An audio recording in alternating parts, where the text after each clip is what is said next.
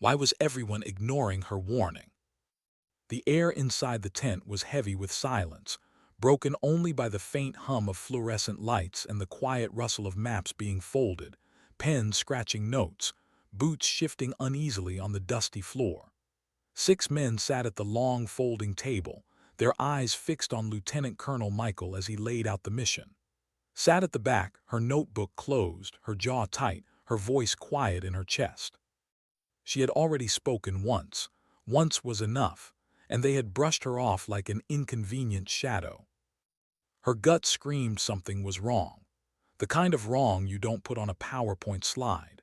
It wasn't in the satellite imagery, not in the clean intel files stacked too neatly at the front of the table.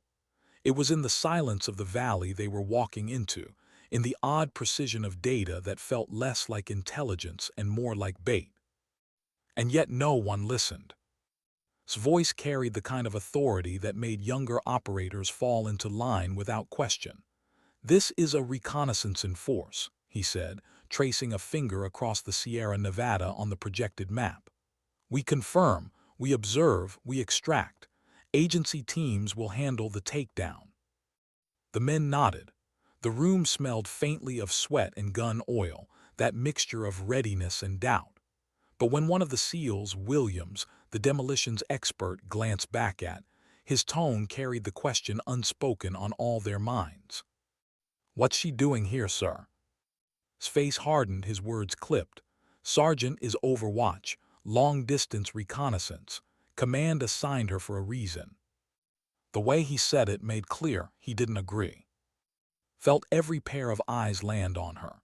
She'd been here before, the outsider, the untested variable in a brotherhood that measured worth not by medals but by whether you had bled beside them. She let their gaze slide over her, expression neutral, shoulders straight. They would see soon enough. She thought of something her old mentor Colonel Jackson had told her years ago, his voice rough as gravel. "You don't prove yourself with words. You prove it when the bullet leaves the barrel." But what chilled her most wasn't the skeptical glances. It was the echo of another voice, one she still heard in dreams, one that had whispered through a broken radio in the Black Mountains of Afghanistan. "Bravo 6, this is Guardian. Move now." That night had never left her. The moment she'd saved lives, unseen, unnamed, only to vanish back into the shadows because credit wasn't meant for women like her. She hadn't told these men who she was back then. She hadn't told anyone. And tonight, she didn't tell them what her instincts were screaming, that this mission was wrong. When the meeting adjourned, the men filed out to prep gear. Lingered, eyes on her, weighing her presence like a threat. "You understand me, Sergeant." His voice was low, sharp. "This is my team. They train together, they fight together, they trust each other with their lives. You're not one of them, you're an unknown. And the last time they gave me an unknown, I buried 3 men." She didn't blink. "And I know, sir." Froze, his eyes narrowed.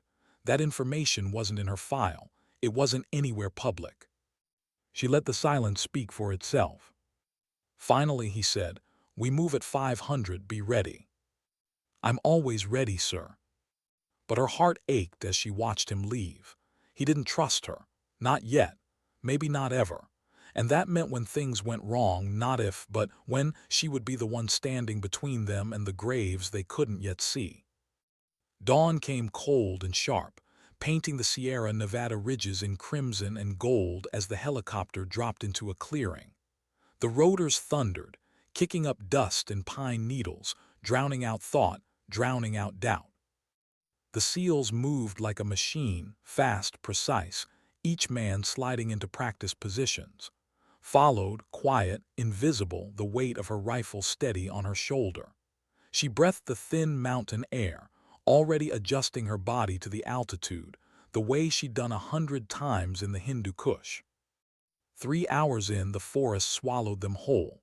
Led on point, just behind, the rest fanning out like shadows through the trees. Kept to a parallel ridge, her vantage higher, her scope sweeping the terrain. She moved like part of the mountain, silent, patient, unseen. It was the small things that betrayed the truth. The glint of metal where no metal should be. A branch broken against the wind instead of with it. A brass casing half buried in earth, its surface too clean, too deliberate. Not mistakes, messages. When she knelt by the casing, she felt the same chill that had crawled her spine in Kandahar years ago, when Russian mercenaries had baited her team into a canyon they never should have entered. She keyed her radio.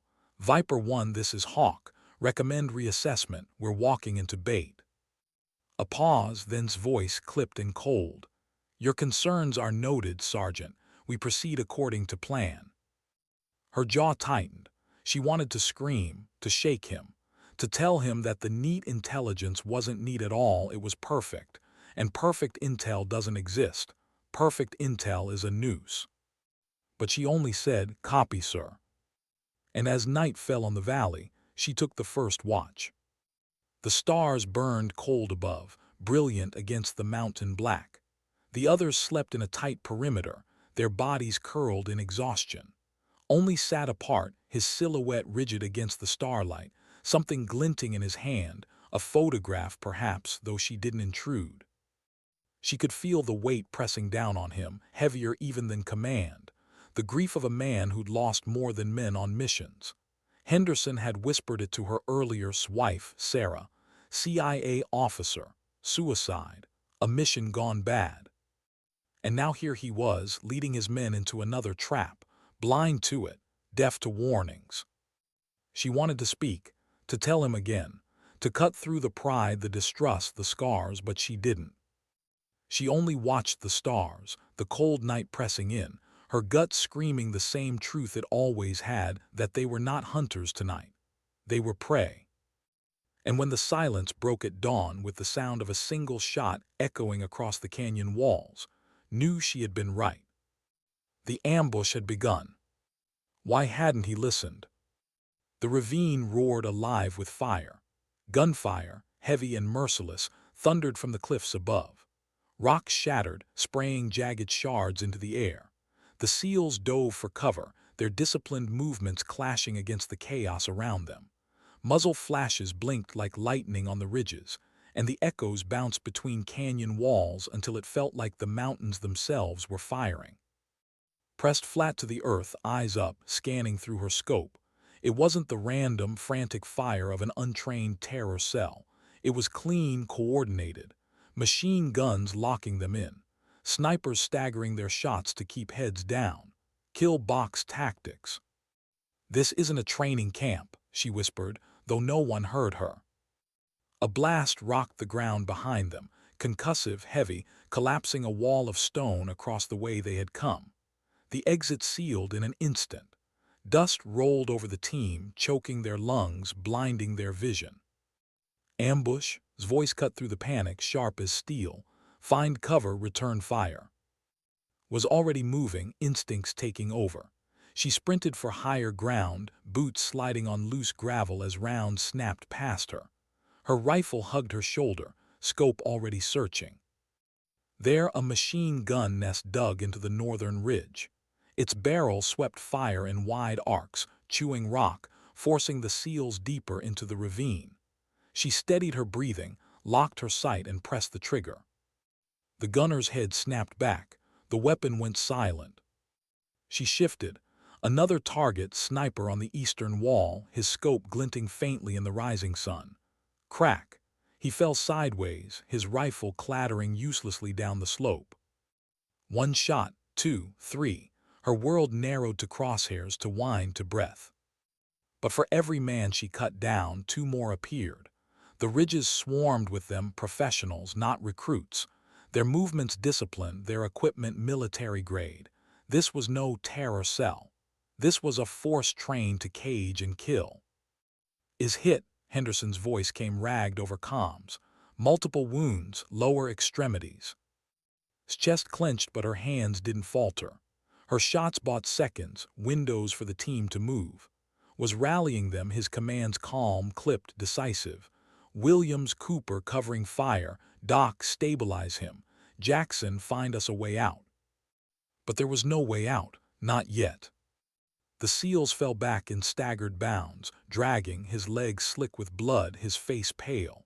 Kept climbing, angling for a vantage point.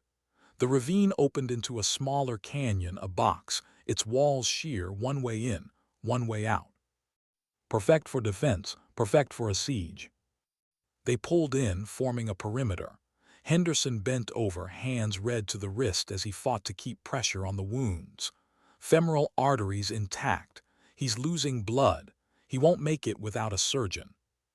Jackson cursed softly into the comms. Sir, no signal, Satlink's dead. They're jamming us. Climbed to a ledge, set her rifle and scanned. The enemy wasn't rushing. They weren't charging to finish it. They were settling in, stringing their cordon, setting firing lanes.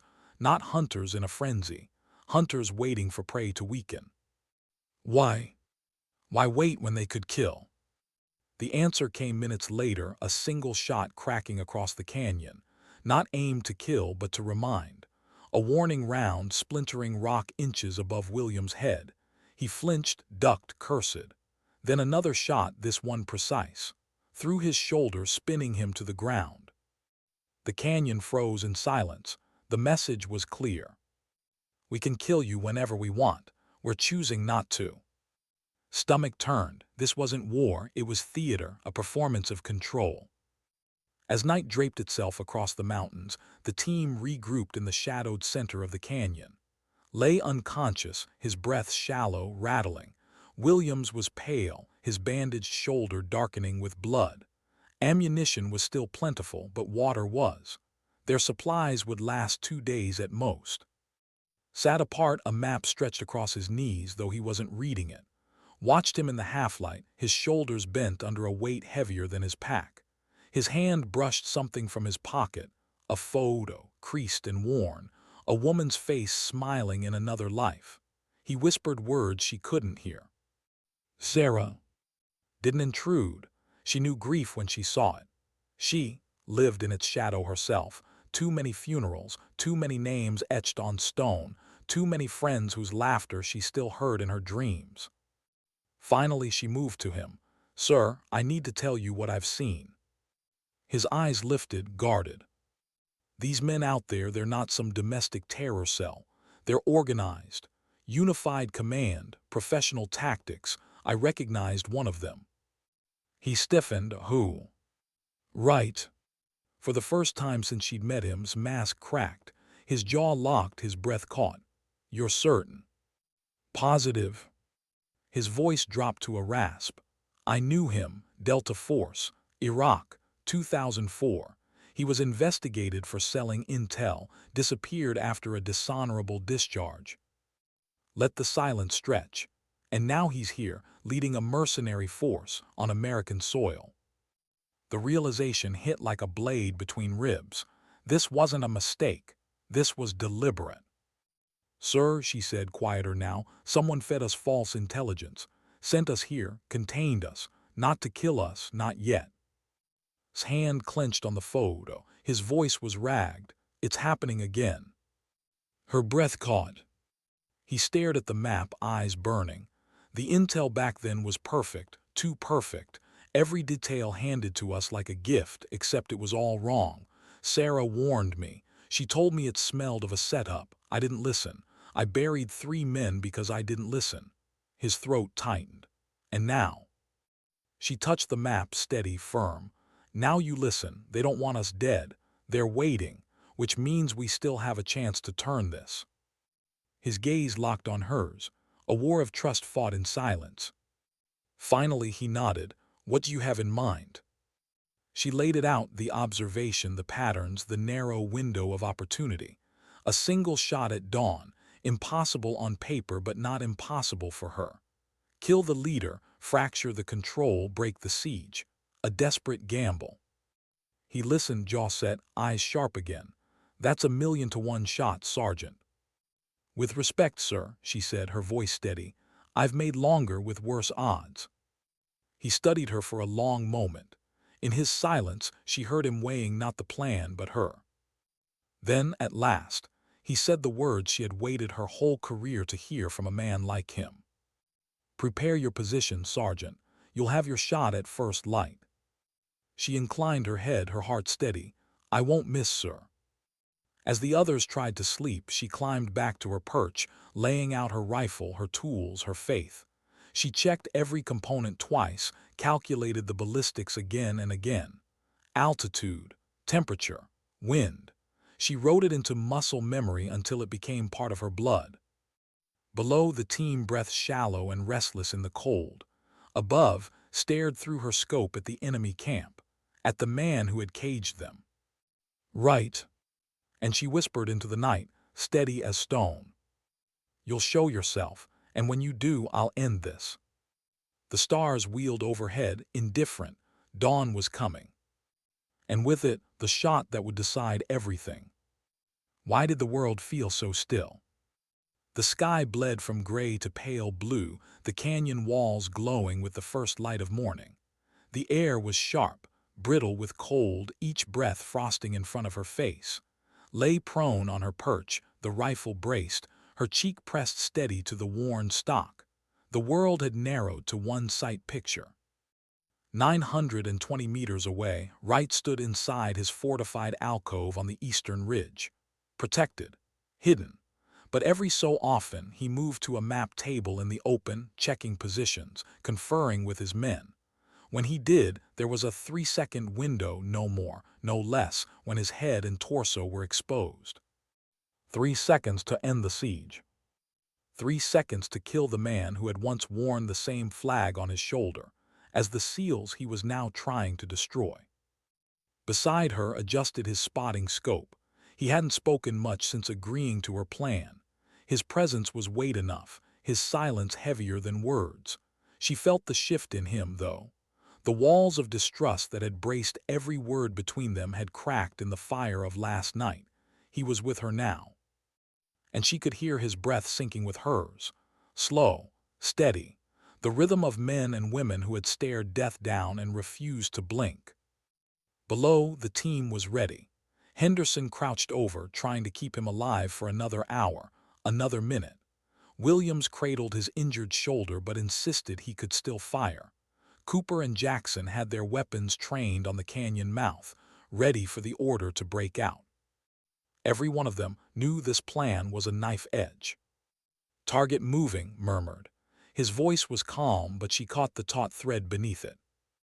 Adjusted her scope, breath stilling. The V-shaped gap framed empty rock for a heartbeat, and then Wright stepped into it. Her world compressed. Crosshairs gap target. She pressed the trigger, feeling the steel break like glass beneath her finger. The rifle cracked, recoil punching her shoulder. For a fraction of a second she saw nothing, just recoil, just smoke. Then's voice, impact center mass. The enemy camp rippled in confusion. Men shouting, gesturing wildly, running toward Wright's position. The discipline shattered in an instant. Reacquired her scope. The gap was empty. Then, yes, 2 men dragging a limp body backward, blood staining his chest. Wright was down.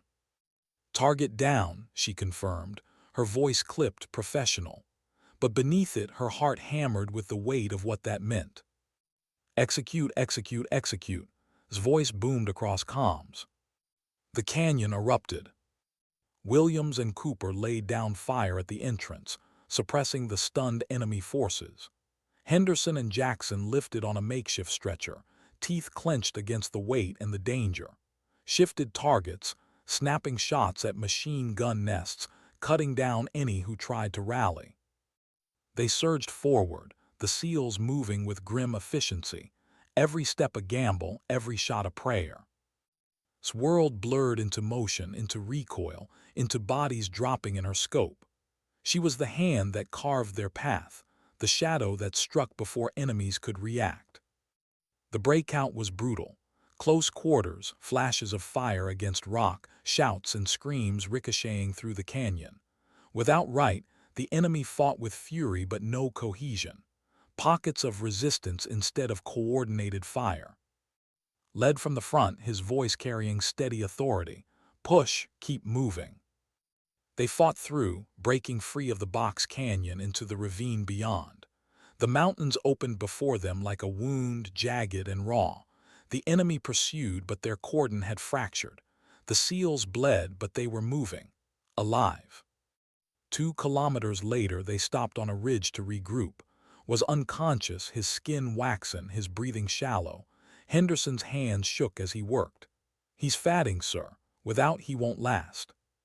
Combs barked. Jackson shook his head, still jammed. Lowered her rifle, scanning their back trail.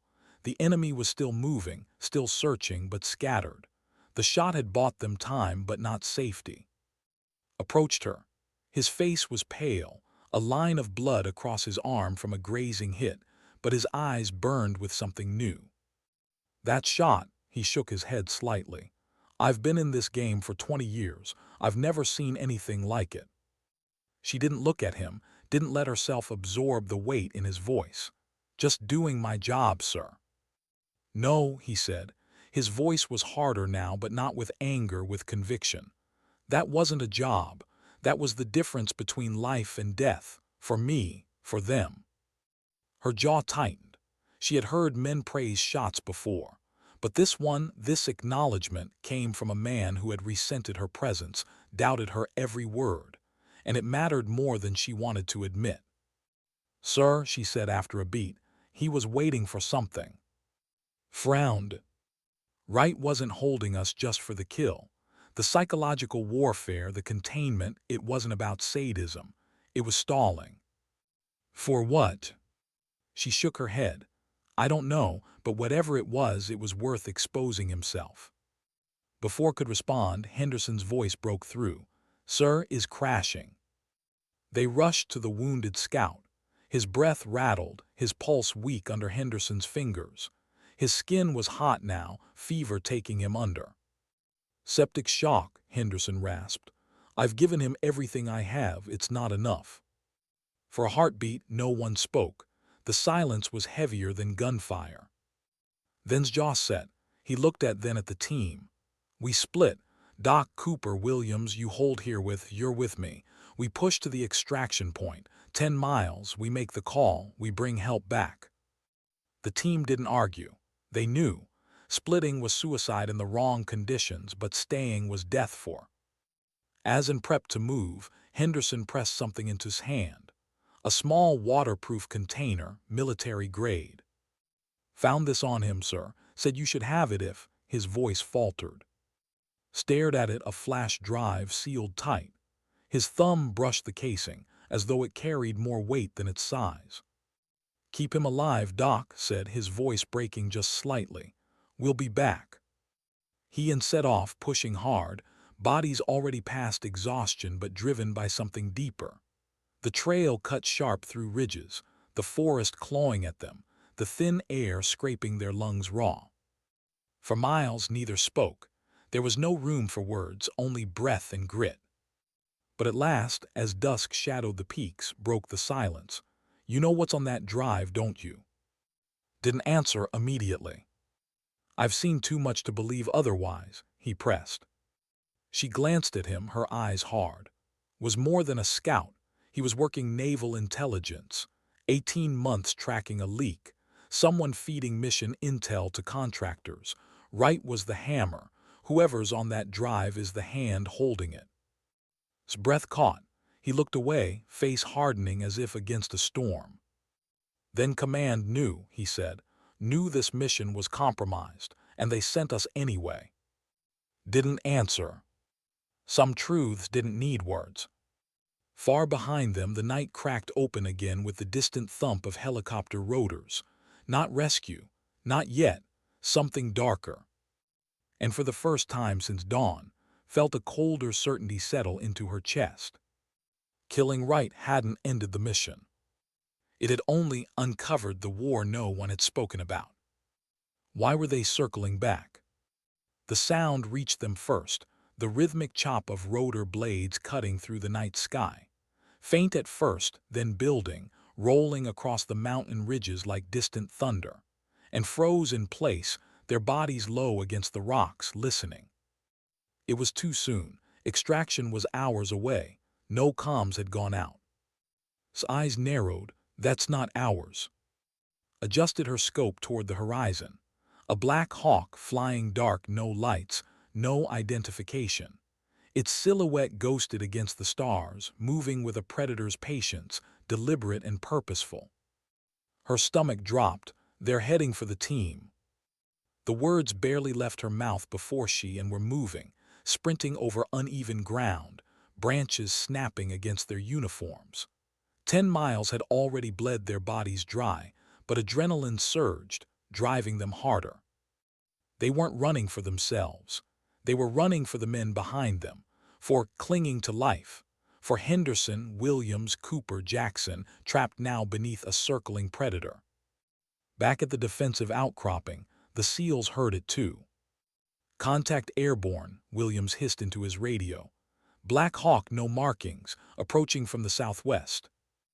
Jackson scrambled to adjust his comms rig. Static, no signals in or out. His voice shook as he confirmed, "Sir, jamming's back. We're blind again." Henderson crouched over, whose fever had climbed higher, sweat slick on his pale face.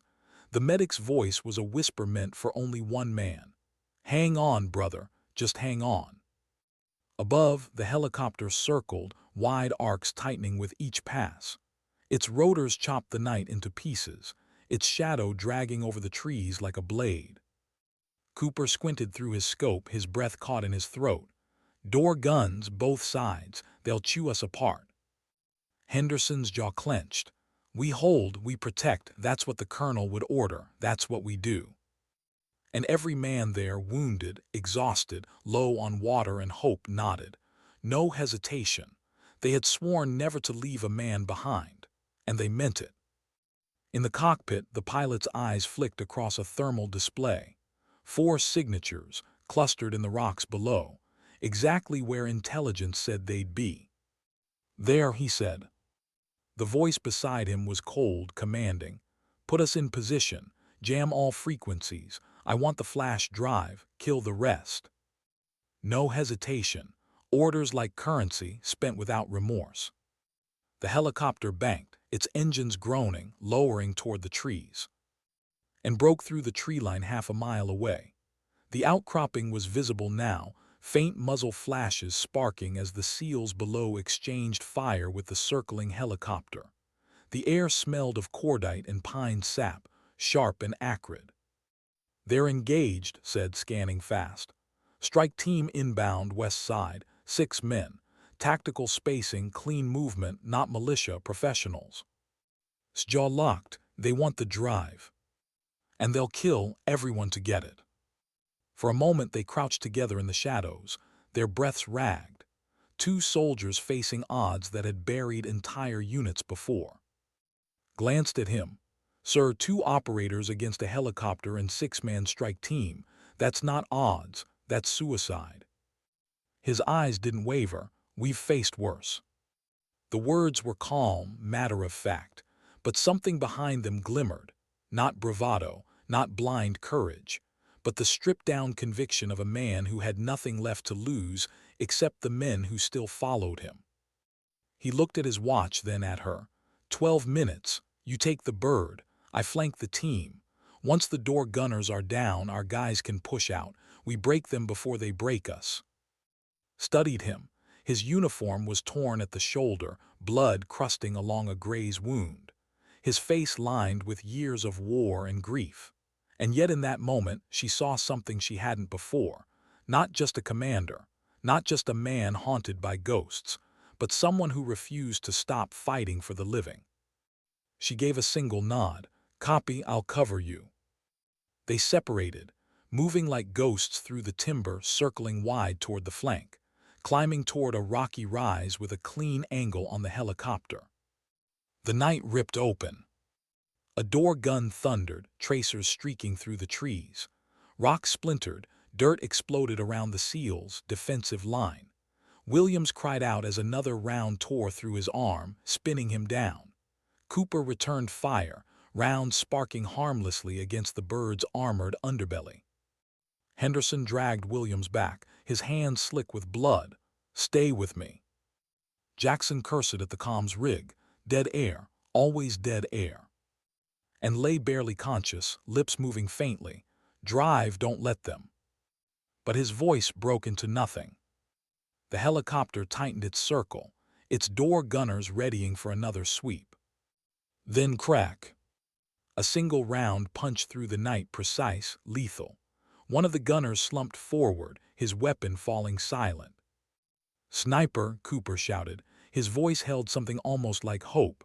"That's—" Crack, the second gunner folded, blood spraying across the doorway. The helicopter banked hard, lurching wide, pilot panicked, evasive. For the first time all night, the Predator flinched. And at that exact moment, the west side erupted. Sassault struck like thunder. His first burst dropped 2 mercenaries before they could even turn. The others spun, returning fire caught in chaos. "Contact rear." Their leader barked, scar carved across his jaw. His men scrambled, discipline fraying under the sudden ambush. Inside the rocks, Cooper and Williams surged forward, rifles spitting fire. The kill box was collapsing. From her perch tracked the helicopter as it struggled to regain control. The pilot was skilled. She could see it in the way he countered her angles, keeping just out of her range. But skill was still predictable. She followed the rhythm of his maneuvers, the arc of his banking turns. Her finger tightened, her body frozen in stillness as the bird swung into the path she knew he'd take. Her shot shattered the cockpit glass. Not a kill, but enough. The Black Hawk lurched, engines whining in protest, pulling wide, retreating. On the ground, the strike team faltered. Cut down a flanker with a controlled burst, pain from his shoulder wound ignored. Cooper and Williams poured fire into the last 2 mercenaries pushing toward the rocks. But the leader slipped through the chaos, moving low, fast, straight toward the inner perimeter, toward. Saw him, her scope snapping to his figure. She raced down the rocks, boots sliding, lungs burning, knowing she'd never get a clear shot in time. And then she was there. 15 feet away, rifle leveled at his chest. "That's far enough." The man froze, then smiled. A thin, cold smile that didn't touch his eyes. "The famous Hawk," he said. His voice was smooth, clinical. "Valley. That impossible shot that saved SEAL Team 6.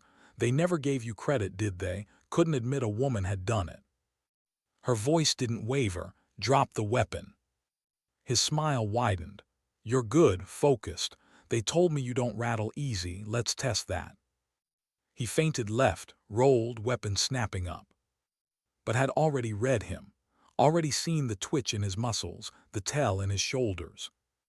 Her round hit center chest. He collapsed mid-roll, weapon clattering across stone. She approached, weapon still trained.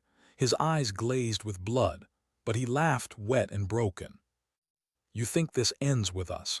You have no idea how deep it goes." "Give me a name," she demanded. His lips parted, blood bubbling. "Ask your colonel about Operation Quicksilver. Ask him about his wife." Then he was gone. By the time she returned, the battle was over. The mercenaries lay dead. The helicopter was gone, vanished into the dark. But was still. Henderson's hands were stained deep red, his voice hollow. "He's gone, sir. Too much damage, too much blood." Knelt beside the body, silent, his jaw tight. His eyes burned, but no tears came. Just the kind of grief that hardens into something colder. Jackson's comms crackled, suddenly alive. "Sir, sat link restored. QRF inbound, 20 minutes." The team sagged with relief and sorrow, both heavy in their chests. Turn 2, her words quiet. "Sir, the one said had proof. Operation Quicksilver, Aegis Contractors, and Sarah." At that's expression fractured, his face hardened, his voice low. "I haven't heard that name in years." The night pressed close around them, heavy with the weight of what they still didn't know. And as the wind hissed through the pines, realized the most dangerous part of their mission hadn't been the bullets or the ambush. It was the truth waiting on that flash drive. Why did the rescue feel more like captivity? The thump of rotor blades grew louder, closer. until the clearing shook beneath the incoming birds. Two black hawks, this time with markings, Army QRF, lights blazing against the night. Dust and pine needles swirled in violent spirals as the first bird settled into the rocky clearing. Shielded her eyes against the rotor wash, her body rigid. Every instinct screamed at her not to trust it. They had been left to die once already. What guarantee was this any different? His hand lifted in signal, his face unreadable. The men gathered what little gear they had left, Henderson and Cooper carrying his body wrapped in a poncho liner. Williams stumbled forward on his injured arm, refusing help, jaw clenched. The crew chief shouted over the roar of the blades, "Load up, we'll get you home." But the words rang hollow in his ears. Home, what did that even mean now? Inside the Black Hawk, the world became vibration and noise. The men strapped in, helmets pressed to heads, eyes hollow with exhaustion, sat near the door, rifle across her knees, her gaze fixed on the night outside. She could feel it, the way the crew glanced too often, the way the pilot never met their eyes, the strange stiffness in the loadmaster's movements. Noticed it too. He leaned close, his voice just audible over the headset. "Stay sharp. Don't assume we're safe yet." Her reply was a single nod. For 30 minutes, the helicopter beat eastward across the ridges, the black mountains rolling beneath them. Then, without warning, the comms filled with static, sharp and violent, jamming across their frequency. His head snapped toward the cockpit. "They're cutting comms." Barked into his mic, "Flight lead identify. Where are you taking us?" "Silence." The crew chief shifted, hand inching toward his sidearm. Moved faster, her rifle snapped up, cold steel pressed against his chest. "Don't." The man froze. His eyes betrayed no fear, only the cool acceptance of someone who had prepared for this moment. Surged forward, ripping the headset from the pilot. "Divert course, now." The pilot's knuckles were white on the stick, sweat dripping down his temple. "Sir, I can't. Coordinates are locked in. Override from command net." "Whose command?" demanded. No answer. The mountains parted ahead, revealing a valley cut deep into the earth. Floodlights burned against the dark, illuminating a compound tucked into the wilderness. Razor wire, watchtowers, not an army base, not anything official. Stomach turned, "That's a black site." The crew chief smirked faintly, his earlier silence broken. "Orders are orders." His jaw flexed, his voice was cold, lethal. "Not to bury my men." He yanked the emergency cord. The Black Hawk lurched violently, alarms shrieking. The pilot cursed, fighting for control, the bird dropping hard into a forced landing. Metal screamed as the skids slammed dirt, the fuselage rocking dangerously. Shoulder snapped against the doorframe, pain spiking through her arm. But she was already moving, pulling the others free. Outmove. The seals spilled into the open valley floor, the night alive with searchlights and sirens. Figures poured from the compound, armed, moving with military precision. The QRF had never been rescue, it had been delivery. Gunfire ripped across the clearing. Dropped to a knee, rifle barking, cutting down the first wave. The SEALs formed a ragged line, returning fire, their bodies running on the last threads of adrenaline. Henderson dropped behind cover, shouting, "We can't hold against this." Fired in controlled bursts, his voice steady even as the trap closed. "Then we don't hold, we break through." But even as he said it, saw the impossible. The compound wasn't defending, it was surrounding, hurting. Like the canyon, like Wright's mercenaries. She felt her blood run cold. This wasn't about killing them. It was about isolating them, containing them, because someone somewhere was terrified of what they knew. The flash drive, his final burden. They fell back into the tree line, bullets shredding bark, branches cracking overhead. Williams stumbled, Henderson pulling him along. Cooper laid suppressive fire, his weapon glowing hot. His world narrowed to the sound of her breath. the feel of the rifle, the weight of inevitability pressing in. Push them deeper into the forest, leading with the instinct of a man who had evaded too many kill zones to count. Finally silence, not safety, never safety, but enough. The team collapsed into cover, gasping for breath, sweat freezing against their skin. Crouched, the flash drive in his hand. His thumb brushed the casing as though it might burn him. "They're not letting us out alive," he said quietly. "Not with this." Studied him. His face was lined with exhaustion, dirt, and blood, but beneath it burned something else. The same fire she'd seen when he gave her permission to take the impossible shot. "Resolve. They'll never stop," she said. "No," he agreed, "but we can expose it. If we get this out, it won't matter who they send." Henderson spoke, voice hoarse. "Sir, with respect, how? We're cut off. No comms, no allies." His gaze lifted to the stars through the canopy. Cold, clear, eternal. "There's still one ally left," she said softly. "The truth." Her voice carried a conviction that surprised even her. They moved again, deeper into the forest, every step heavy with fatigue, every shadow a threat. At dawn, they reached an abandoned ranger station, half collapsed, hidden beneath the pines. They barricaded the doors, set watches, and collapsed into restless silence. Sat alone at the window, her rifle across her lap, her eyes hollow with exhaustion. She thought of his final breath, his whispered warning. She thought of Wright's last words about Quicksilver, about Sarah. And she thought of the way his grief carved into him like a wound that never healed.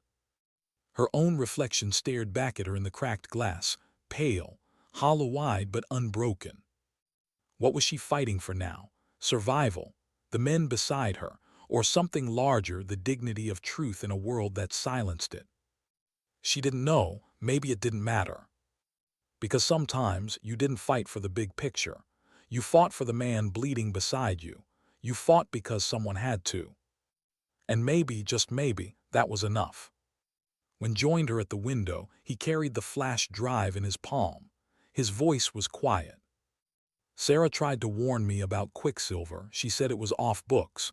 Contracts hidden inside contracts. Black funding streams. When she dug too deep, they pushed her out. Told her she was paranoid. She started drinking.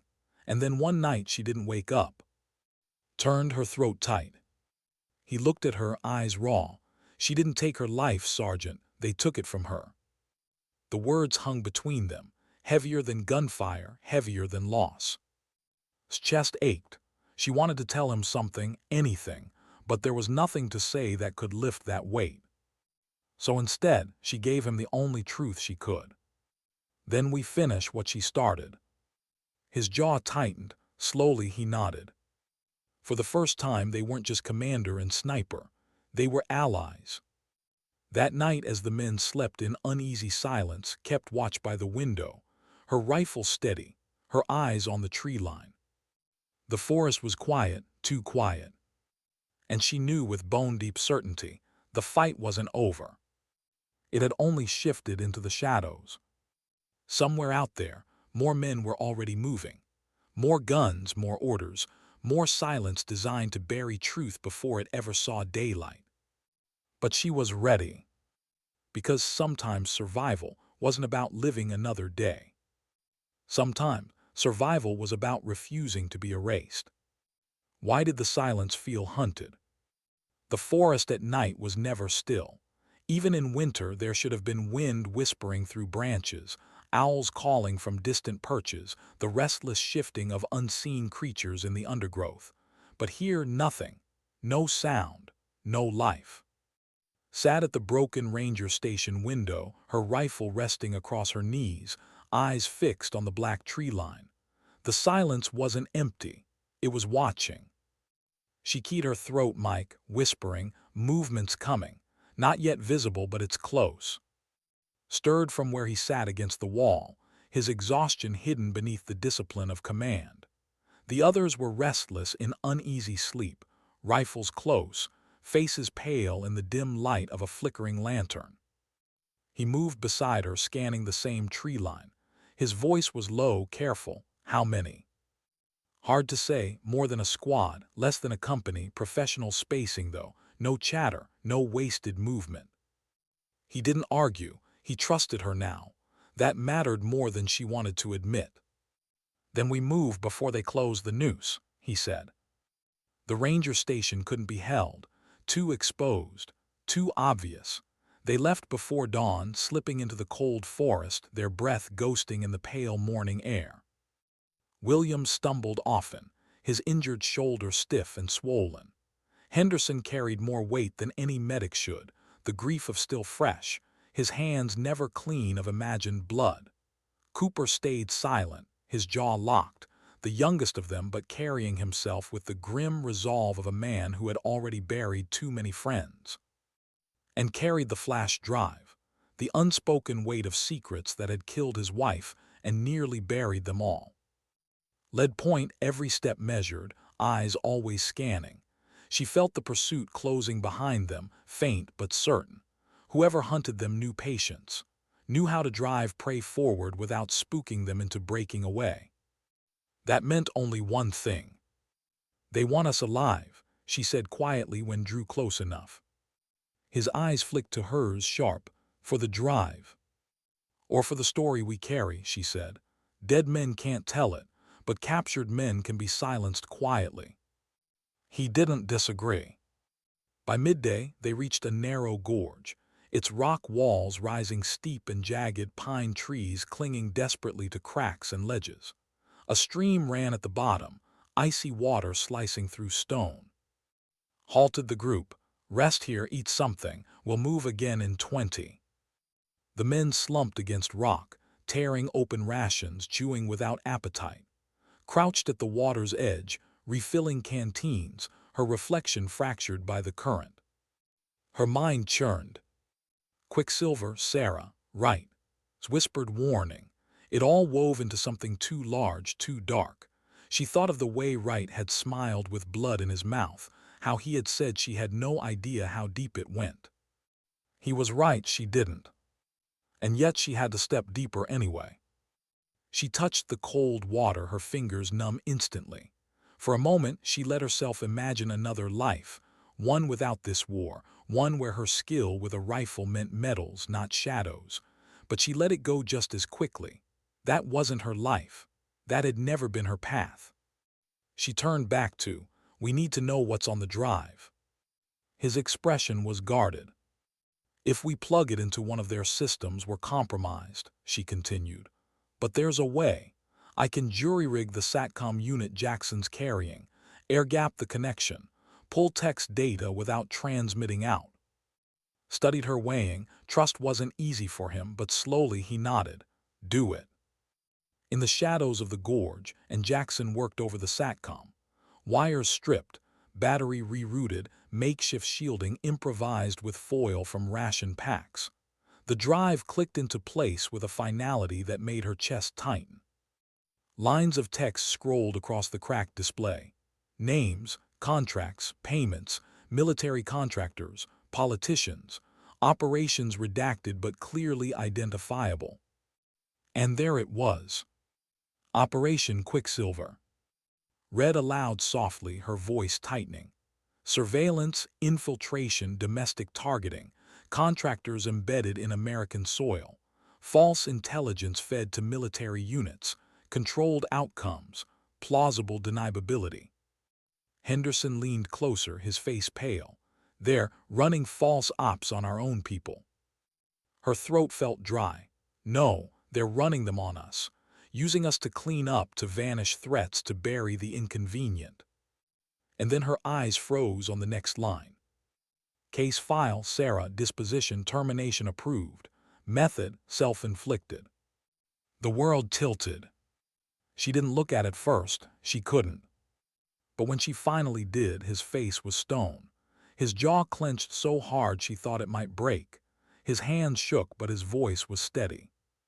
They murdered her, and then they wrote it into a file like it was just another line item. His silence after was heavier than any gunfire they'd faced. They didn't get more time. A crack echoed across the gorge, a rifle shot snapping through the air, sparking stone inches from William's head.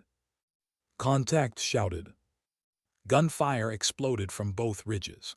The gorge turned into a death trap, bullets raining from above. The men dove for what little cover existed, stone and tree roots barely shielding them. Scope snapped up. She caught glimpses of black-clad figures on the ridges, disciplined spacing, firing in staggered patterns. Suppression fire, not slaughter. Hurting again. "They're not killing us," she shouted over the chaos. "They're pinning us." His voice cut through, steady even now. "We move upstream, go." They scrambled through icy water, bullets hissing into the stream around them. Dropped 2 shooters on the left ridge, her rifle an extension of her heartbeat. Cooper returned fire on the right, gritting his teeth as rounds sparked close. Henderson dragged Williams through the freezing current, both men stumbling, gasping, refusing to let go. The gorge twisted into a narrow bend, a fallen tree bridging the walls above, pointed. "There, break through." They surged forward, rounds snapping, echoing, chasing them into the curve. And then silence. The gunfire stopped as suddenly as it had begun. The ridges emptied. The hunters vanished back into the forest. The seals stumbled to a halt, chests heaving, water streaming off them. Confusion hung in the air heavier than the smoke of gunpowder. Turned slowly, scanning the ridges through her scope. Empty, too empty. "They could killed us," she said softly. His face was carved in shadow. "They don't need to, not yet." That night they camped in silence, hidden in a cave high above the gorge. The men tended wounds, rationed the last of their food, their bodies sagging under exhaustion. Sat outside the cave, the mountains black and vast before her. Her rifle lay across her lap, but her mind wasn't on the tree line. It was on the drive. On the words she had read. Disposition, termination approved. Method, self-inflicted. She thought of Sarah, a woman she had never known, yet suddenly felt bound to. A woman who had fought for truth, who had been silenced, erased, rewritten into a statistic. And felt something shift inside her, not anger, something deeper, a vow. When joined her, his face hollow in the moonlight, she didn't look at him right away. But she spoke, her voice steady. "They'll keep hunting us until we're gone. But if we die without exposing this, Sarah dies a second time." He nodded, slow, heavy. His voice broke with quiet conviction. "Then we don't die here, we finish this." The silence stretched between them, not hopeless this time. Resolute. But deep in the forest below, another group was moving. Not mercenaries, not hunters. Government men, clean uniforms, American flags on their shoulders. And as they closed the distance, his heart understood the truth. This war wasn't foreign. It was homegrown. Why did the uniforms feel more dangerous than the mercenaries? The morning sun broke cold and thin over the ridges, light spilling into the cave where the seals huddled. Their breaths rose in pale clouds, their eyes heavy with fatigue. No one spoke much anymore. There weren't words left for what they had seen. Stood at the cave mouth, glassing the valley below. Movement, clean formations, no scrambling or wasted motion. These weren't mercs. These weren't deniable contractors. These were American soldiers. Her gut turned. "Eyes on," she whispered into comms. "Government unit, full kit, flag patches visible, closing fast." Joined her, his jaw tight, eyes locked on the approaching patrols. He didn't look surprised, only tired. "They're not here to rescue us," said. "No," replied quietly. "They're here to erase us." The unit moved like a wall, sweeping the forest, rifles angled but not firing. Controlled, methodical. Williams cursed softly, his wounded arm wrapped in bloodied bandages. "We can't fight that, not a whole platoon." Cooper's hands clenched around his rifle. "Then what, sir? Surrender after all this?" Silence heavy. Finally Henderson spoke, his voice hoarse but steady. "If we surrender, we disappear. They'll write our names off like Sarah's. The truth pressed down on all of them. Surrender wasn't survival, it was silence. His fingers brushed the flash drive hidden in her vest pocket. Cold metal, heavy truth. We need to get this out, she said. That's all that matters now. Nodded slowly. His eyes swept his men, exhausted, bleeding but still standing. Then we fight our way clear, not for ourselves, for the truth. The plan was desperate, all of them knew it. A distraction, a split, one last gamble, would break from the cave with carrying the drive. The others would hold the line, buy them minutes, maybe less. Henderson looked her straight in the eyes before they moved out. You get that drive out, Sergeant. Promise me. She hesitated, and if I can't? He gave a tired, lopsided smile. Then at least make it hurt. The first contact came swift. The government unit reached the gorge's edge and fanned out. The SEALs opened fire from the cave, bullets cutting across the valley. The soldiers returned in disciplined volleys, their superior numbers pressing forward with brutal inevitability. And slipped through the back exit, scrambling along a hidden goat trail that snaked upward into jagged cliffs. Every step felt borrowed. Gunfire echoed below. Henderson's voice barked orders, Williams swearing through gritted teeth, Cooper's rifle hammering back. Each sound carried weight, men giving everything they had left, knowing the cost. Forced herself not to look back. If she did, she might not keep going.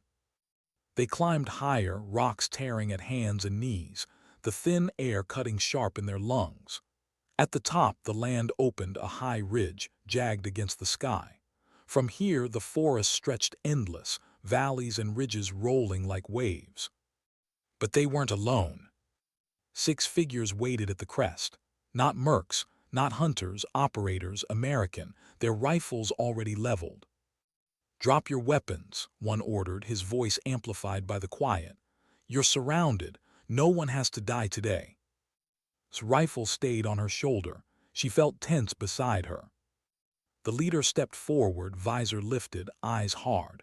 Colonel, Sergeant, you've been carrying something that doesn't belong to you. His gaze flicked to her vest. The drive, hand it over. His voice was low, calm. It belongs to the men they killed. It belongs to Sarah, and it belongs to the truth. The operator's jaw tightened.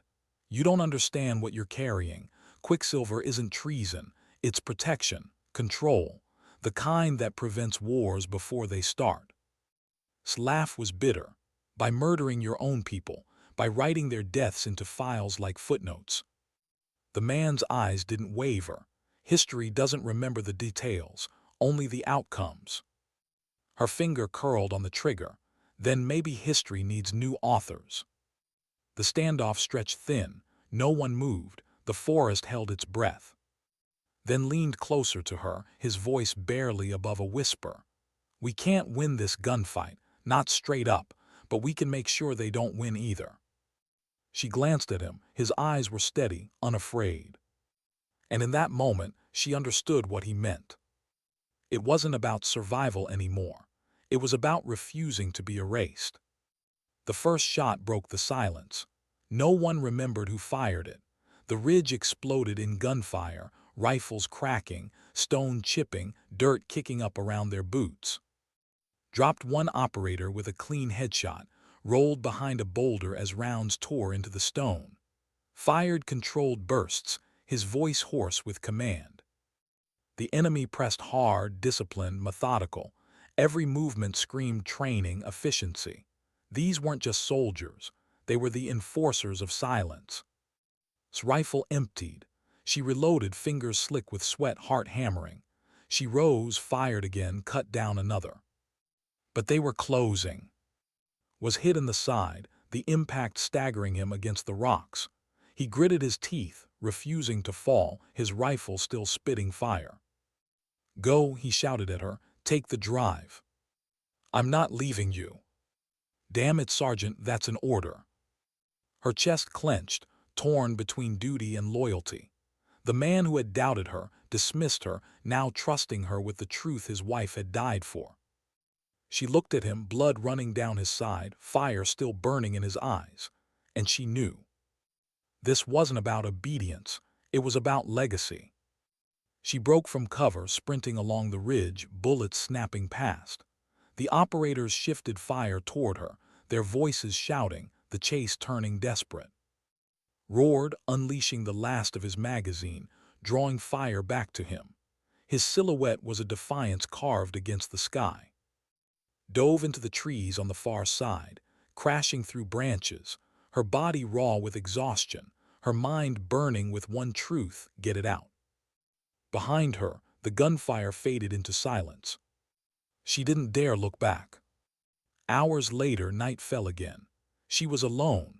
Her body trembled with exhaustion, her uniform torn, her rifle nearly empty. The drive was still in her vest, pressing against her heart with every breath. She stopped at the edge of a cliff, the valley stretching endless below. The stars burned above, cold, silent witnesses. Her hands shook as she pulled the drive free, holding it up to the starlight. So small, and yet so heavy with everything they had lost. Sarah, the men still fighting in that cave. Her throat tightened. "This won't die with me," she whispered. Her voice cracked, but the vow held. Because sometimes dignity didn't shout. It didn't beg. It simply refused to vanish. And in that vow, she felt them all beside her again. Unbroken.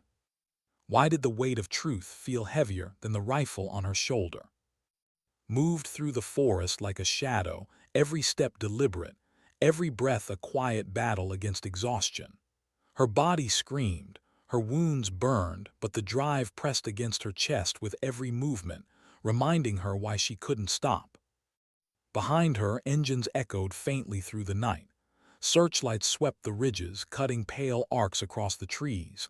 The hunters hadn't given up. They wouldn't. Not until she was erased. By dawn, she reached the remnants of an old fire tower, half-collapsed on a rocky rise. Rusted steel twisted against the pale morning sky, but the top platform still stood, open to the valley. She climbed, each rung rattling, her strength failing. At the top, she collapsed against the railing, staring out at the endless wilderness. The world felt vast, indifferent. But somewhere beyond those ridges, beyond those mountains, people lived their lives in peace, unaware of the shadow wars waged in their name, unaware of the blood spilled to keep lies hidden. Her throat tightened. They deserve to know, they have to know.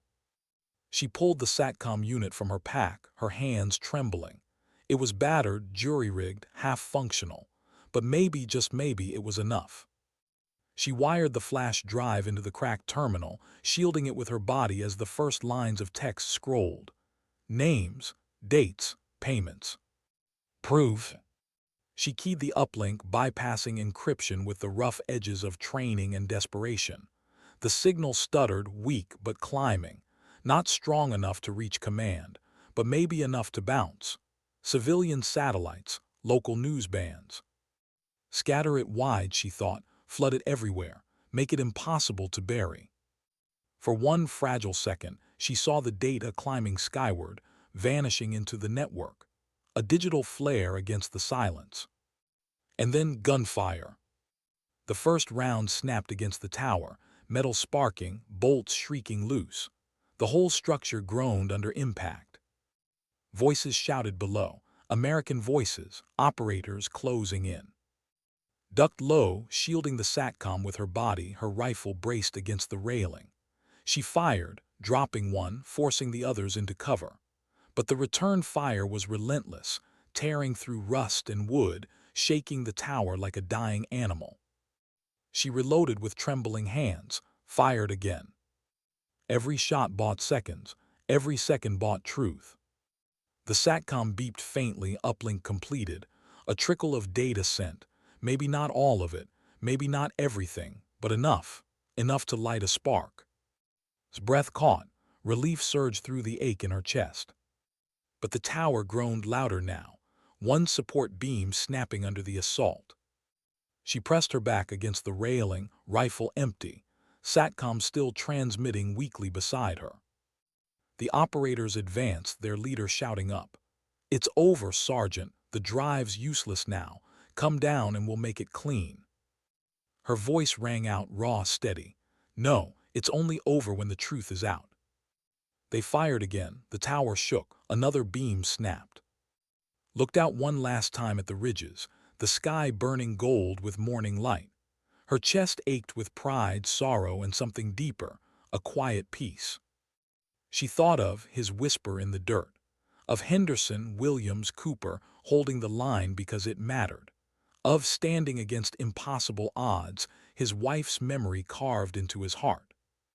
And she thought of Sarah, silenced, erased, but not forgotten. Not anymore. Closed her eyes for a beat, then opened them, her voice soft but firm.